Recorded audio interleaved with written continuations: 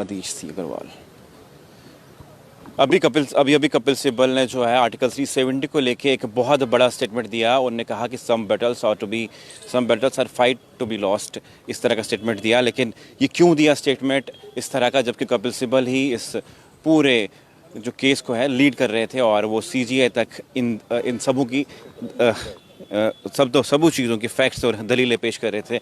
और मेरे साथ हैं डॉक्टर अधीश सी अग्रवाल, जो सुप्रीम कोर्ट जो बार एसोसिएशन उसके प्रेसिडेंट हैं। आपका बहुत बहुत स्वागत है। किस तरह देखते हैं आज के दिन को? अब जो आर्टिकल 370 पे आज सुनवाई होने हैं, लगभग 1 करोड़ 34 लाख लोग जम्मू कश्मीर के आज सुप्रीम कोर्ट के देख रहे हैं कि क्या कुछ फैसला आ सकता है सुप्रीम कोर्ट के लेके। क्या आपको लगता है कि आर्टिकल 370 जो हटा और अब जो फैसला आने वाला है, आप मुझे अपने एज एडवोकेट ये बताइए कि क्या आपको लगता है वो सही हुआ जो हटाया गया 370 को? जो भारत सरकार ने 370 आर्टिकल को जो हटाया है, उसको चैलेंज करने वाली जो पेटिशंस हैं, आज उसका जजमेंट आएगा।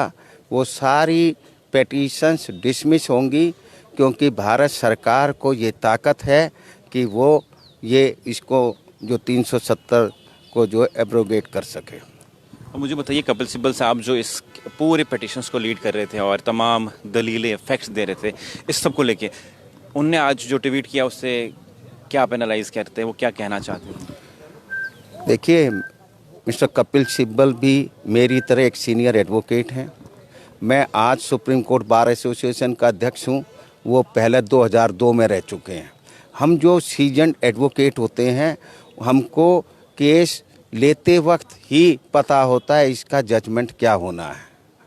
परंतु कई बार पेटिशंस इसलिए डाली जाती हैं, इसलिए आर्ग्यू करी जाती हैं, क्योंकि केवल वोट बैंक को कंसोलिडेट करना है। कई बार हमको जो फॉरेन हमारे आका होते हैं उनको भी प्लीज़ करना होता है। परंतु रिजल्ट हम जानते हैं। मुझे खुशी है कि कपिल सिब्बल जी ने ये बात जो उन्हें पहले भी पता थी, वो फीस बनाने के बाद आज उन्होंने उस चीज़ को मान लिया है कि उनकी पेटिशंस डिसमिस होगी, क्योंकि भारत सरकार ने जो डिसीजन लिया कानून के अंतर्गत लिया। और भारत की जो सुप्रीम कोर्ट है वो सबसे बड़ी कोर्ट है। वहाँ के 5 सीनियर मोस्ट जजेज का फैसला आ जाने वाला है, जो ये कहेगा कि ये जो सारी पेटिशंस गलत थी और इसलिए उनको डिसमिस करा जाता है। क्योंकि हमारे को एक्सपीरियंस है 45 साल का, और भी वकील ये सब जितने भी हैं जो पक्ष में और विपक्ष में जिन्होंने आर्ग्यू करी है, वो इस चीज़ को जानते हैं। लेकिन मुझे ये बात बताइए कि जम्मू कश्मीर के जो फॉर्मर सीएम रह चुके हैं उमर अब्दुल्ला, उनकी तरफ से भी ये कहा गया है कि हमने कपिल सिब्बल को किया हुआ है और हमें पूरा भरोसा है कि जो कपिल सिब्बल केस लड़ते हैं वो कभी हारते नहीं हैं। और आज तक 75% केस हारते हैं। और अगर ये पॉलिटिशियन ये समझते हैं कि उनको कर लिया तो आज उनको उनकी औकात पता चल जाएगी। वकीलों से अगर कानून बदलता हो तो कानून कभी के बदल जाते हैं।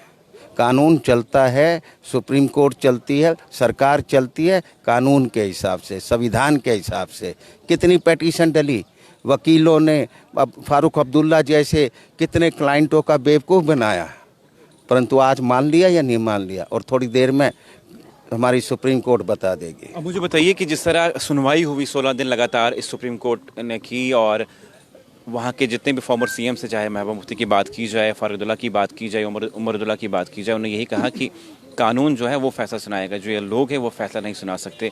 और कानून अगर सुनवाई कर रही है, कुछ चीज़ें पता चली होंगी, उसके बावजूद ही कानून सुनवाई कर रहा है। अगर गैर आईनी होता तो कानून सुनवाई नहीं करता। भारत के कानून, भारत की कोर्ट सबको न्याय प्यार से उनकी बात दलीलें बहुत ध्यान से सुनने का मौका देती है।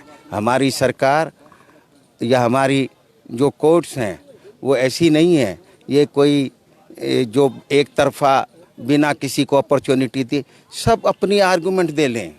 कोई ये बाद में ना कहे क्योंकि ये सुप्रीम कोर्ट है कि मेरी बात मुझे बोलने का मौका नहीं। क्या आप जम्मू कश्मीर गए कभी? ये समझ लो हम पैदा तुम्हारे से ज़्यादा हम वहाँ रहे हैं। मैं इंदिरा जी के साथ हर साल जाता था, अभी भी हम गए। तो मुझे कश्मीर के बारे में 370 से पहले का कश्मीर सही था या अब का कश्मीर सही है, और क्या आपको वहाँ बदलाव? अभी बहुत चेंज हो गई है। और आज के बाद क्या चेंज देखा आपने? आज वहाँ पर सारा पब्लिक राजी है, वहाँ बिजनेस है, वहाँ पे टूरिस्ट जा रहा है, वहाँ सिनेमा काम कर रहे हैं। वहाँ जो पहले दंगा फसाद करते थे, आज वो भारत की जय बोलते हैं। और जो थोड़े जिनके पास पाकिस्तान के पैसे बचे हुए हैं, वो आज के बाद बिल्कुल ठीक हो जाएंगे। चलिए, बहुत बहुत शुक्रिया। मेरे साथ थे बार एसोसिएशन सुप्रीम कोर्ट के प्रेसिडेंट, और क्या कुछ कहा, लेकिन कपिल सिब्बल ने एक बहुत ही बड़ा ट्वीट कर दिया और कहा कि some battles are fought to be lost, for the history must record the uncomfortable facts of generation to know the right और wrong institutions action will be debate for years to come, history alone is final. इस तरह का tweet Kapil Sibal ने किया। और क्या कुछ दर्शाता है ये ट्वीट, मैंने आपको सीधा मिलवाया जो सुप्रीम कोर्ट बार एसोसिएशन के प्रेसिडेंट हैं, उनसे हमने बातचीत की। लेकिन ये ट्वीट जो है बहुत कुछ कहता है, छुपे हुए लफ्ज़ों में बहुत कुछ लिखा हुआ है। और मैं और बातचीत करूंगा कश्मीरी पंडित संदीप मावा यहाँ पे खड़े हैं, उनसे भी इस ट्वीट के बारे में बातचीत करेंगे। लेकिन इस तरह का ट्वीट फैसला आने से पहले क्यों आता है, अब मुझे बताइए। फिर से बातचीत करेंगे आपके साथ। कपिल सिब्बल का एक और ट्वीट आया है और उनने जो कहा वो कुछ छुपे हुए लफ्ज़ों में कुछ लिख रहे हैं, कह रहे हैं। क्या आपको लगता है कि उनको लग गया कि शायद अब फैसला जो है आर्टिकल 370 का उनके हक में नहीं आने वाला है? देखिए, मैं पहले भी सच बोलता था और अभी भी सच बोलता हूँ, अगेंस्ट द विंड बोलता हूँ। मैंने पहले ही कहा था कि 370 एब्रोगेशन तो गया, वो तो that is legal and constitutional. एक जो इनके मेन जिस पे रिलाई करते थे, Kapil Sibal is a senior advocate of India, not only senior advocate, वो यहाँ के लॉ मिनिस्टर रहे हैं इस मुल्क के। जब वो कहते हैं कि some battles are fought to be lost, तो ये तो समझना चाहिए ये क्या बात है। देखो, कश्मीरी चाहता है आज़ाद रहना, खुश और खुशहाल रहना, आतंकवाद मुक्त रहना। अगर कोई रास्ता है तो वो यही रास्ता है जो यूनियन गवर्नमेंट ने बनाया है। सिर्फ हमें 3 साल दीजिए, मैं ज़्यादा नहीं कहूँगा। 3 साल में क्या करेंगे आप? अभी आप देखेंगे, देखो डाउनटाउन जहां सबसे आतंकवाद का गढ़ था, आज वो डेवलपमेंट का केंद्र बन गया है। तो धीरे धीरे बदलाव आएगा। अब देखो, इन्होंने लिटिगेशन की थी, इससे बहुत मल्टीनेशनल कंपनीज भी रुक गई थी। कहीं फिर से 370 वापस तो नहीं आएगा, क्योंकि उनके अपने इंटरेस्ट होते हैं।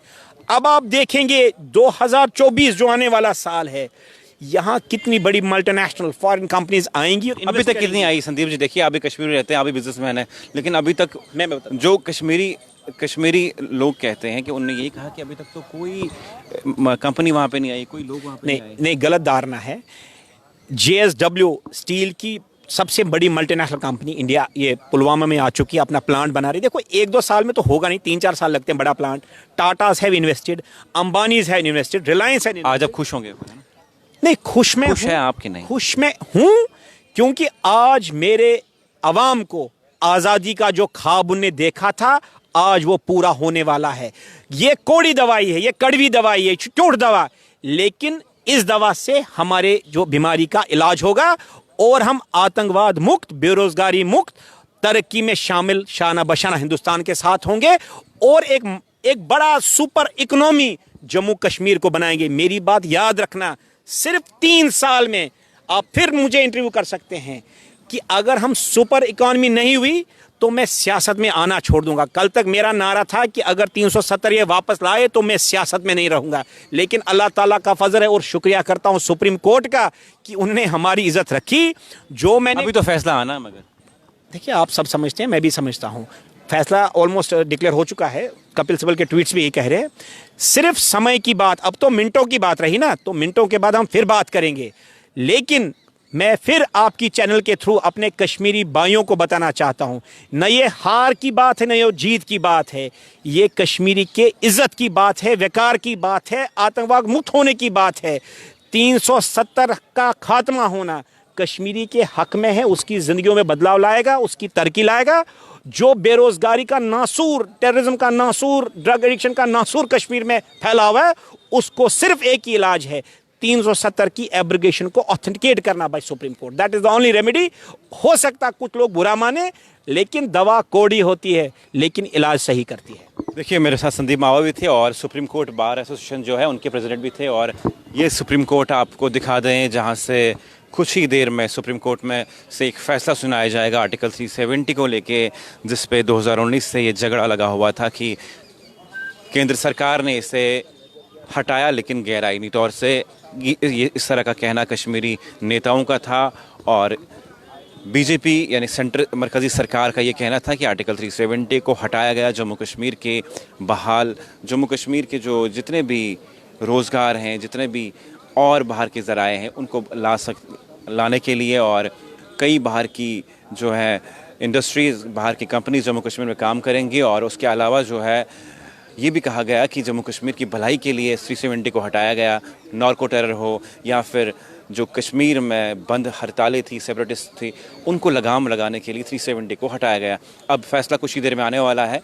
क्या कुछ फैसला आता है आप तक खबर पहुंचाएंगे, तब तक आप देखते रहिए न्यूज़ इनसाइडर 24/7। अब ये भी बताइए कि क्या आर्टिकल 370 जम्मू कश्मीर के लिए बेनिफिट था या नहीं था। आप कमेंट सेक्शन में लिखिए, हम आपके कमेंट्स भी पढ़ के फिर जनता को सुनाते हैं। बहुत बहुत धन्यवाद।